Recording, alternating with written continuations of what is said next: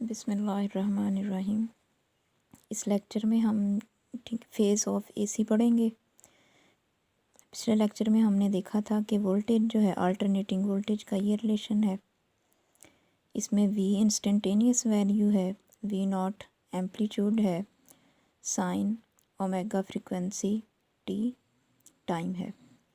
यहाँ पे पहले ये देखें कि ओमेगा टी की जगह थीटा कैसे लिखा है।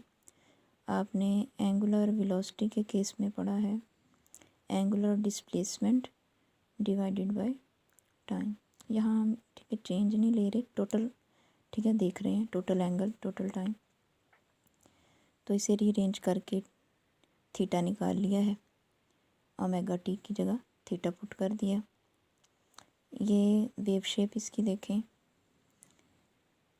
ज़ीरो पे sine zero zero, pi by two पे sine pi by two one, maximum यानी कि वी नॉट वैल्यू आ गई। और इसी तरह से पाई पे ज़ीरो, फिर टू पाई बाई टू पे नेगेटिव वन और टू पाई पे ज़ीरो। ये कंप्लीट साइकिल के मैंने ठीक है एंगल जो है फेज़ के, इसे फेज़ कहते हैं। क्योंकि ये देखें ज़ीरो पे हमें वी की वैल्यू ज़ीरो मिली, पाई बाई टू पे वी नॉट मिली, तो ये इंस्टेंटेनियस वैल्यू को डिफ़ाइन कर रहा है थीटा हमारा।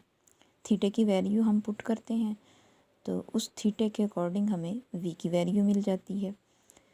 तो ये एंगल है जो स्पेसिफाई कर रहा है इंस्टेंटेनियस यानी किसी भी लम्हे वोल्टेज की वैल्यू को, उसे हम फेज़ ऑफ एसी कह रहे हैं। बाकी ठीक है सारी चीज़ें आपको फार्मूले के अंदर ऑलरेडी पता हैं। ये शॉर्ट कंसेप्ट हैं शुरू वाले। ये जो फेज़ लैग और फेज़ लीड है ये भी शॉर्ट कंसेप्ट है, इसे हम आज समझते हैं। अभी तो आपने फेज़ देखा कि फ़ेज़ क्या होता है, यानी कि थीटे को फ़ेज़ कहा है। अब हम फेज़ लैग और फेज़ लीड के कंसेप्ट को समझेंगे। ये दो कर्व्स शो की हुई हैं, ये ग्रीन कलर है और ये वेव टू जो है इस कर्व को वेव शेप कहते हैं। ये रेड कलर है सेकंड वेव और ये फर्स्ट वेव है वन। जो ऊपर वाली वेव है उसके एंगल ये शो किए हुए हैं, ज़ीरो एंगल पे sine zero zero, pi by two one और पाई जो है साइन पाई पे फिर ज़ीरो। इस तरह से ये ठीक है वेव कंप्लीट हो गई। और जो रेड वेव है उसके एंगल जो हैं ये रेड कलर के नीचे यानी इस एक्स एक्सिस के नीचे शो किए हुए हैं। ये देखें यहाँ पे कर्व जो है इसने अभी स्टार्ट लिया है पॉजिटिव हाफ ने, तो ज़ीरो से स्टार्ट हुई। इसके पीछे ये जो नेगेटिव हाफ साइकिल था इसका हमने पिछले लेक्चर में देख लिया था कि एंगल यहाँ पे कितना होता है, थ्री पाई बाई टू। तो ये ज़ीरो है।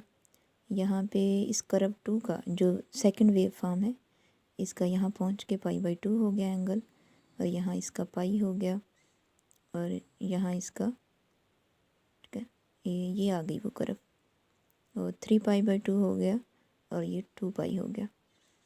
तो अब देखें कि ये ज़ीरो, चलें ये देख लेते हैं।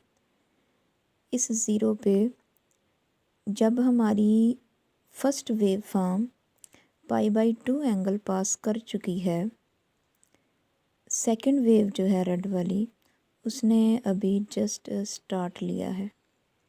तो इसका मतलब है कि जो वेव वन है वो यहाँ पे pi by two angle wave two से आगे जा रही है, क्योंकि वो पॉइंट जिस पे अभी वेव टू ने स्टार्ट लिया है वेव वन जो है पाई बाई टू एंगल पास कर चुकी है, उसकी वैल्यू मैक्सिमम यानी कि वन है, एम्पलीट्यूड मैक्सिमम इसका ठीक है वी नॉट।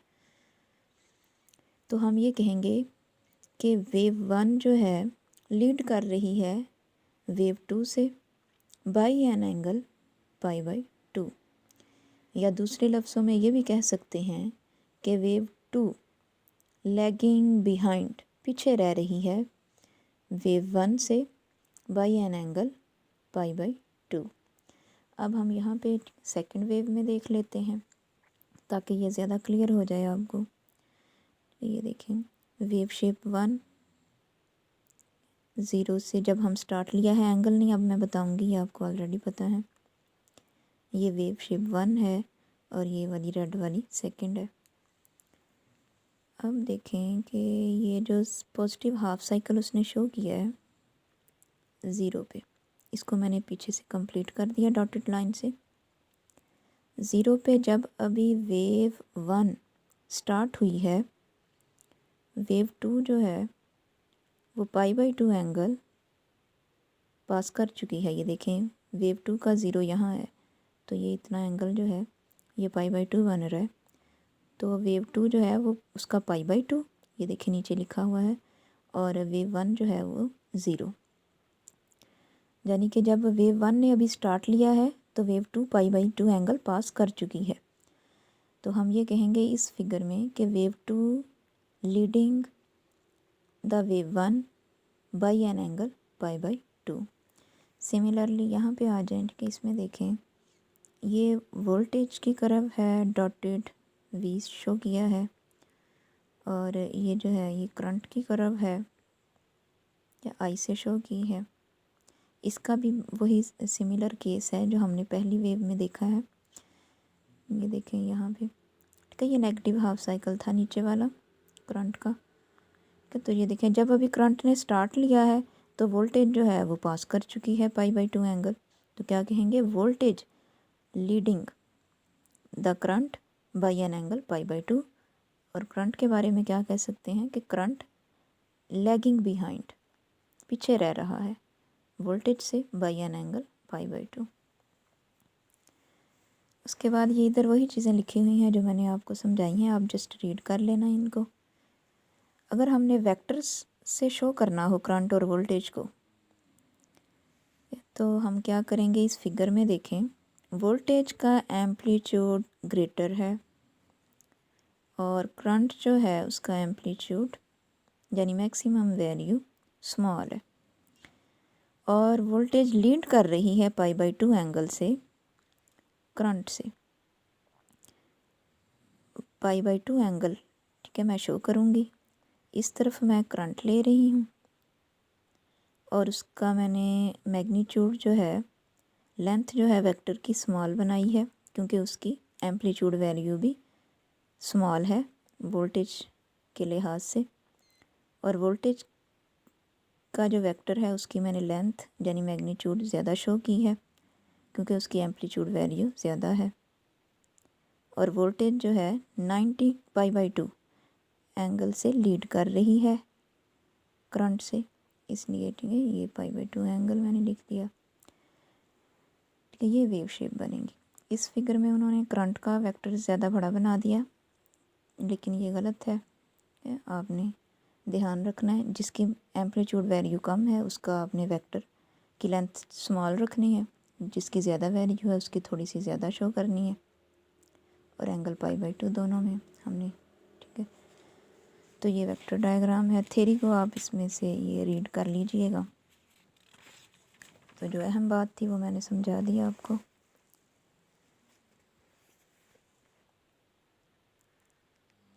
ये ना क्लॉकवाइज डायरेक्शन बता रहा है वेक्टर की। ये देखें,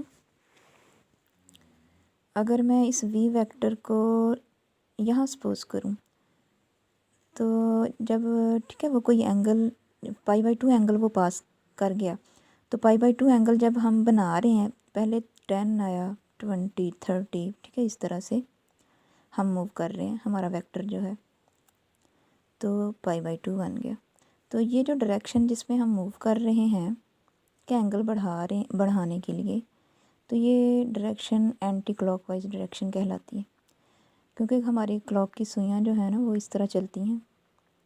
तो अगर हम इसके अपोजिट इस डायरेक्शन में चले हमारा वेक्टर, तो हम उसे क्लॉकवाइज डायरेक्शन कहते हैं, क्योंकि यहाँ पे एंगल जो है वो तभी, ठीक है, प्रोसीड होगा, आगे बढ़ेगा जब हम, ठीक है, ज़ीरो से स्टार्ट लेंगे, फिर 10, 20, 30, 40, तो हमारा वेक्टर जो है वो एंटी क्लॉकवाइज डायरेक्शन में, ठीक है, यूँ मूव करता है। यहाँ बार बार उसने एंटी क्लॉकवाइज का जिक्र किया है, इसलिए ये मैंने बताया आपको। चलिए जी, आज का जो है इतना ही काफ़ी है कि अल्लाह हाफिज़।